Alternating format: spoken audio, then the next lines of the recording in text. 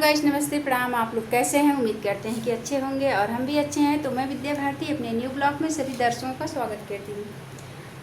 तो चलिए मैं आज आपको बाहर का नज़ारा दिखाती हूँ और बने रहिएगा ब्लॉग में। हो गया है शाम का समय और सब्जी उब्जी काटना है और फिर अपने काम में लग जाना है।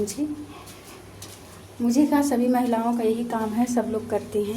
जितनी महिलाएँ हैं सबको करना ही। पर पीछे वाला गेट है, मैं दिखा रही हूँ आप लोगों को।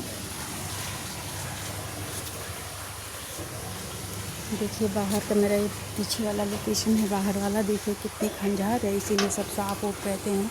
अभी आज ही दिखा था और मुझे काफ़ी डर लग रहा है। यहीं पर रहता है, मुझे काफ़ी डर लग रहा है। देख रहे हैं कितनी खंजारें हैं सब, इसी में रहते हैं सब। सियार, सांप, मोर। पीछे सब झाड़ियाँ दिख ही रही है, आप लोगों को देख सकते हैं। जंगल झाड़ी।